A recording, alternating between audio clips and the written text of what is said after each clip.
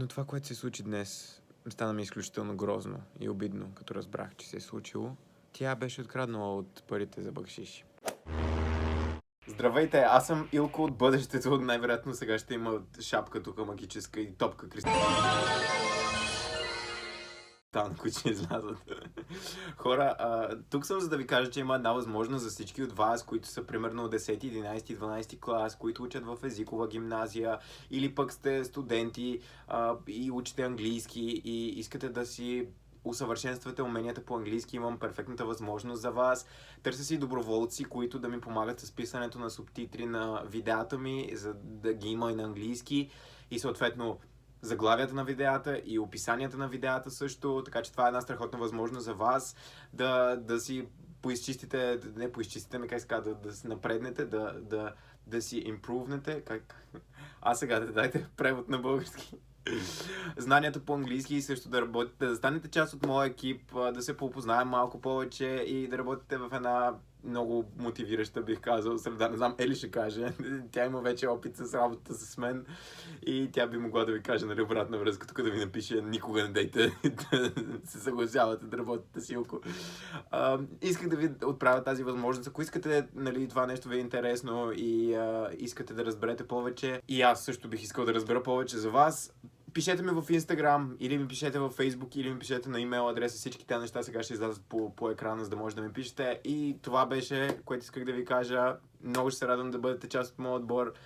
Искрено се радвам, че отбора се разширява и все повече ще се разширява екипа, отбора, както искате го наречете. Вие сте официално поканени. Чакам ви! Добро утро, хора! Аз съм Илко и в момента с моя съквартирант Емилиано, ето го там, чистим тук навън масите, попиваме. За тези от вас, които не знаят, намирам се в Провинстаун, Масачузетс, където през лятото съм на бригада, работя в един хотел. Here's one of my best friends here.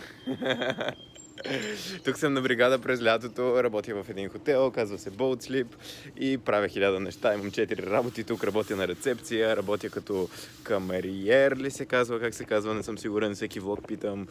Работя на грила, продавам сандвичи, работя, щамповам хората на партито, бия им печати.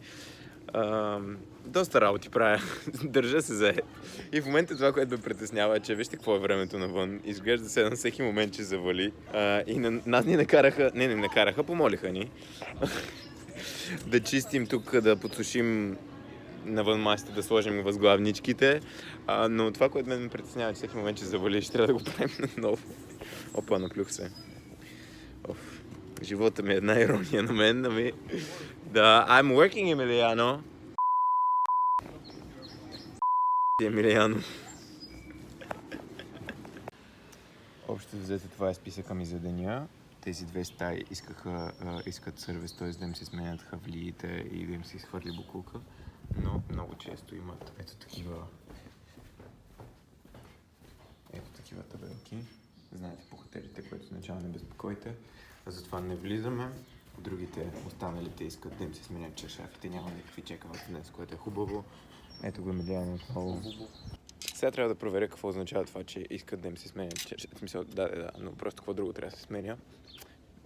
И отиваме на закуска. Загубих си ключа този. Ние имаме такива housekeeping keys, които ни вкарват във вратите на... Как се казва? Които ни отварят вратите на гостите, за да може да почистим стаята. И го загубих. И забавното е, че вчера загубих ключа от моята стая, собствената ми стая. И не мога да го намеря. И айде, това ще си го направя, понеже съм на рецепция и знам как се правят. Обаче това е за стаите на другите гости. Не е много хубаво да го губя, защото така разбират и други хора, че съм го загубил. И прекарах последния половин час в това да се опитвам да си намеря ключа. Намеря го в крайна сметка, бях го забравил. Много ми е неприятно, когато загубя нещо и трябва да се върна в акъла си. Той не е много. Трябва да се върна назад до всяко едно място, на което съм бил и да си помисля какво съм правил, къде съм ходил. И в крайна сметка се оказа, че съм го оставил на един рафт. И го намерих. Някой си беше оставил кърпите по този начин, като идваме да ги събираме. Мръсните кърпи. Благодаря на този човек. И после се сещам, че вчера имаше човек, който ни остави $3. $3. И Грег ми разказа как имал някой, който остава 2. То по-добре нищо да не останеш, смисъл. Чистя си стая аз в момента и погледнете какво виждам.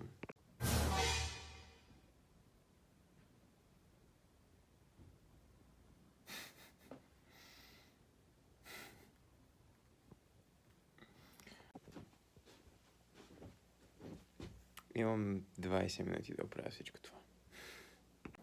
Добре, в тази стая просто искат да им се сменят чершафите. Взимаме старите чершафи и ги слагаме в ето тези черните.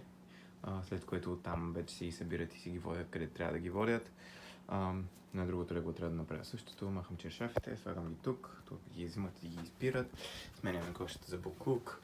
Сменяме кърпи, хабли, нещо ако е необходимо. Тук. И просто ако имат нужда от нещо друго, вече допълнително им носим. И това още взето сега правя. Също е много важно, когато има някакви неща на леглото. Скъса ми се това. Няма се да нося друго. Когато има някакви неща на леглото, важно е да се преместят. Като цяло не е много хубаво да се пипат на гостите нещата, които са тук. Обаче си ги оставили на пътя, така че ще трябва да ги преместим малко.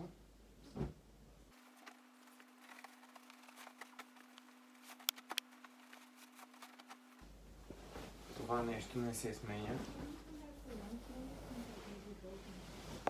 Когато имаме... Това е завивката отгоре. Освен ако не е мръсна.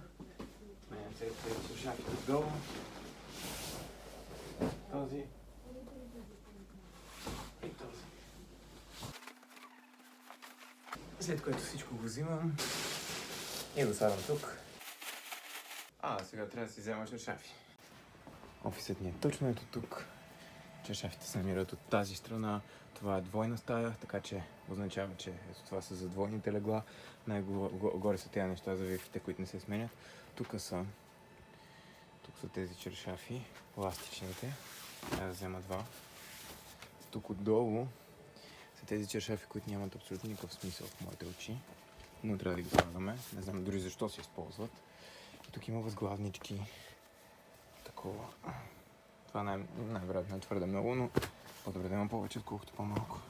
Току-що осъзнах, че не съм правил видео днес за това, какво се случи след първата част на моя ден.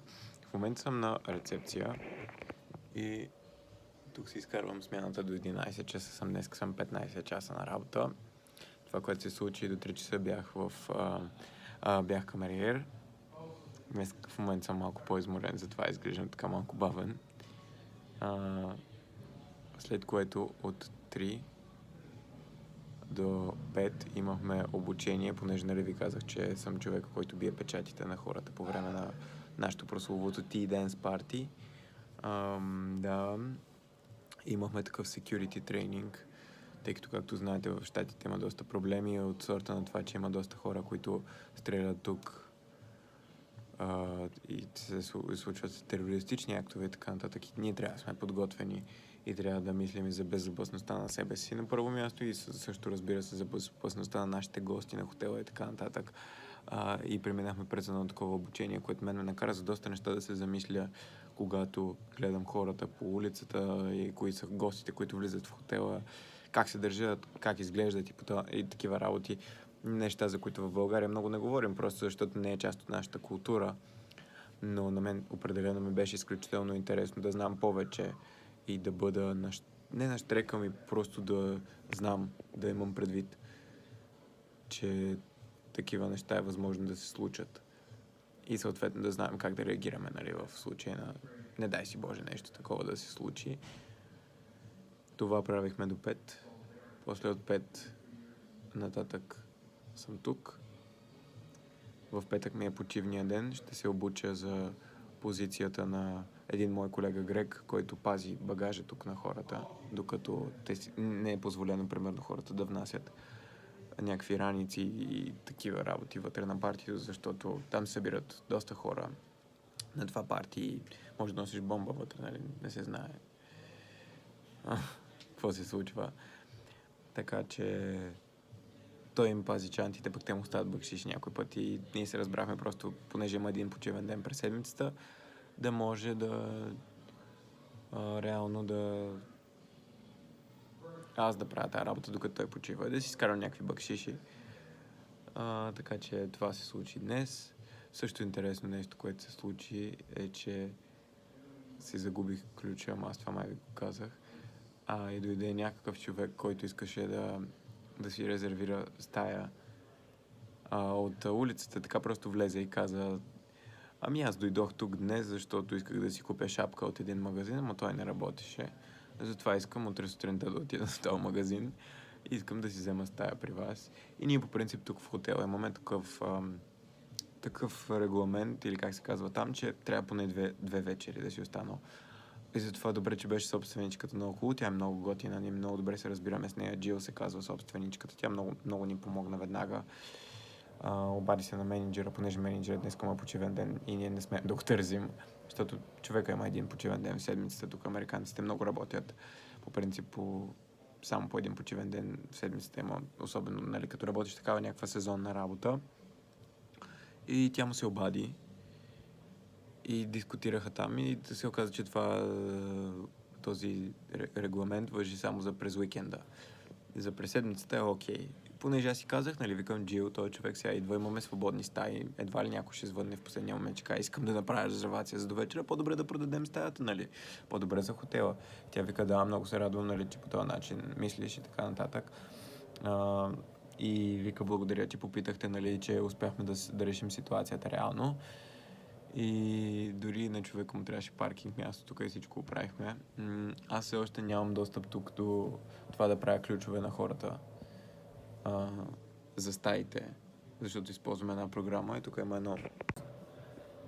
Толкова гадно се вижда. Има едно такова малко нещо, е това, дето се слага ключа вътре и се използва една програма на компютъра, която прави ключовете. И аз още нямам достъп там, нямам регистрационно, че трябваше да звъним на Джил, че да я питаме, че пък после я питахме дали не Джил, Джанет, тази жена, която си е по принцип тук на фронт деск, на рецепцията, тя знае долу-горе как стоят нещата. Трябваше да я питаме първо дали може да си остави колата тук, защото по принцип имаме 8 паркинг места тук в хотела и те са само за гости, които идват в тази стая, която се казва King, т.е. спалня. Това е на български, тази голямата спалнята се казва тук King Room. И съответно са ни най-скъпите стаи. Те са с гледка към океана, много е красиво. Аз съм ги показвал съм ви в някои от предишните влогове, ако искате тук погледнете, ако не сте гледали. Много е красиво. Това са ни най-скъпите стаи, те взимат паркинг. Другите стаи нямат паркинг, но понеже този човек беше някаква много готина кола и собственичката му се изкефи и си помисли, че би било, нали, добър жест, ако имаме свободно паркинг място, просто да му го дадем. И реално се оказа, че има едно свободно паркинг място, дадохме му паркинг място и докато просто само с този джентълмен, дето се занимавахме, джентълмен, не знам как се казва на български, господин джентълмен, мина сигурно половин-един час само това да правим. Но всичко оправихме в крайна сметка. Утре ще ми направят такова да мога да си влизам тук и да си правя ключове. А също аз съм загубил ключа на нашата стая, така че аз ще трябва да направя за нашата стая нови ключове. И въпреки, че сега Георги и Емилиано имат техни си ключове за нашата стая, аз трябва да направя 3 нови, защото в момента, в който си направя един нов за мен и го ползвам, той ще деактивира техните. Защото тук в стаите се влиза с такива ключове, деца с карти, понеже нали е хотел. И исках нещо друго интересно да ви разкажа, обаче честно казано вече забравих. Изморен съм вече. Но като се сетя, ще ви кажа. I can feel the blood creeping up from the heathens. Got will, got fight, got pride, got reason. Оп. Така. Сега. Този чершаф отива най-надолу. Това е еластичният чершаф. Дали съм взел правилно? Да.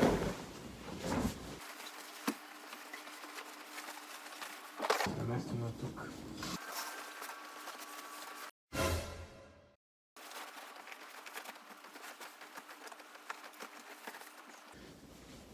След това е дворет на безмисления чершаф. Не, сигурно има някакво приложение, може би някакво такова дълбоко и езотерично и аз не го разбирам. Но според мен, ако има този еластичен чершаф отдолу, не знам какво е вашето мнение, но моето е, че не ни трябва нищо друго.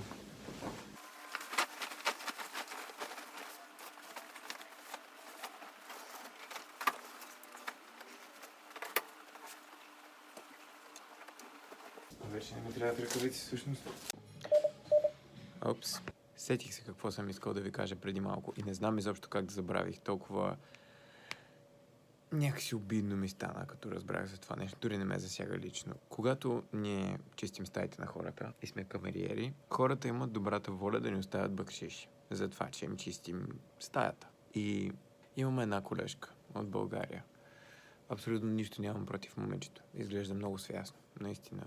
Сега всеки сам ще прецени, нали, кой как изглежда. Аз не съм имал проблеми с нея. Изглежда като готино момиче. Даже работи в една пекарна тук наблизо. Аз също щях да работя там, но просто не ми позволиха да си намеря втора работа и не ми се включваше в графика. Ако сте гледали някои от предишните видеа, знаете, от същата поредица. Първо, тя изглежда винаги някакси недоволна от това, което прави. И малко негативна енергия има. И просто това понякога ми прави на мен комуникацията с нея трудна. Просто се опитвам да намеря правилните думи. Абсолютно нищо лошо не искам да кажа за никого. Както и да е, това е едно на ръка. Нали, всички имаме такива хора, които имат малко по-негативна енергия и на нас просто ни взима по-скоро от енергията, отколкото да ни дава да говорим с тях. Аз по принцип избягвам такива хора в живота си, защото нямам енергия и време за губене и не го правя. Но това, което се случи днес, стана ми изключително грозно и обидно, като разбрах, че се е случило. Тя беше откраднала от парите за бакшиши, които са за всички нас. Начинът, по който работят нещата тук, всички гости оставят бакшиши и накрая си ги делим. Който колкото е работил, се разделят поравно бакшишите. Така ни казаха сега. Може и да не е вярно, най-вероятно е вярно. Склонен съм да вярвам и че не е вярно, но така, ето какво се е случило. Има ли са подозрения, че тя пипа нещо и прави нещо, когато са влизали два пъти единият ми колега и менеджерката ни в стаята, където стоят камериерите. И тя спирала изведнъж да прави каквото прави. Затова менеджерката ни е просто влязла в стаята, в която тя чисти. Това е въпросно момиче.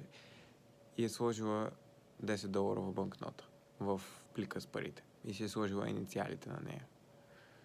И се е върнала да провери след известно време. И $10 банкнота не е била вътре. И тя отишла и е питала: ти ли взе $10 банкнота, която беше в плика? И тя казала: да, аз я оставих долу в плика с бакшишите. И тя казала: покажи ми. И тя отишла. И съответно тя не е била в плика с парите. И тя се е извадила от джоба, увита там смачкана и така нататък. И съответно е започнала да се оправдава. И менеджерката е казала: ти си откраднала това нещо, тези пари. А хората тук работят много здраво за тези пари. Което е вярно. Абсолютно е вярно. И тя казала: не знам си какво си, и почнала да се оправдава. И тя казала: не, момиче, ти си откраднала тези пари. Ама не е станало недоразумение. Не е станало недоразумение, ти си откраднала тези пари. Няма никакво недоразумение. Това е ситуацията и това, което се е случило. Ама много съжалявам, аз няма да се повторя. Ама това не ме интересува. Това е различно от това станало недоразумение. Не е станало никакво недоразумение. И това, за което на мен става много грозно и обидно, не са някакви $10, а това е имиджа, който ние оставяме на чужденците. Ние отиваме някъде и те си казват: това е момичето от България, което открадна $10. И това се случва не само тук. Просто много е тъжно, че такива хора ходим извън държавата и това е имиджа, който ние прожектираме за тази държава. И после хората говорят, защото това хората го запомнят.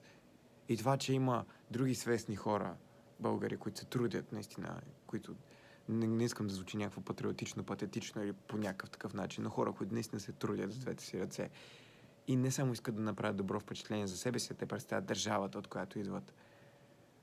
И се случват подобни случки. Какво хубаво мнение после да имат после чужденците за нас. Не знам, просто ми стана изключително грозно и обидно. Не заради $10, които аз няма да взема или ще взема, или кой колко е взел и откъде е откраднал. Не ме интересува. Не съм дребнав човек. Но тези неща не са окей. Просто чисто от морална гледна точка. Има хора, които се трудят страшно много за тези пари. Не казвам, че това момиче не е трудолюбиво, не е трудоспособно и как се казва там другите думи. Но това не е честно да се прави. И просто се сетих, че това е важното нещо, което просто толкова много работа днеска забравих да споделя. И Това е моето мнение. Не знам, ще се радвам да чуя какво е вашето мнение долу в коментарите. Сигурно това е някаква така ситуация, която не е само да я погледнеш и да кажеш, това е начинът, по който трябва да реагираш. Със сигурност има повече от едно правилно решение, но сега менеджерката обмисля дали да не уволни и аз не знам. Наистина нищо против това момиче, който и да го направи. Аз, като човек, бъдещ собственик на бизнес, нещо подобно да се случи в моя бизнес. Няма дори да се замисля дали този човек трябва да бъде уволнен. Този човек трябва да бъде уволнен и следващите му работодатели по-добре да не се обаждат на мен, за да разговарят и да ме питат защо този човек е напуснал работа. Аз няма да кажа нищо. Аз съм човек, който казва винаги истината. И по-добре да не се обаждат на мен. Сагата с момичето, което открадна пари, продължава.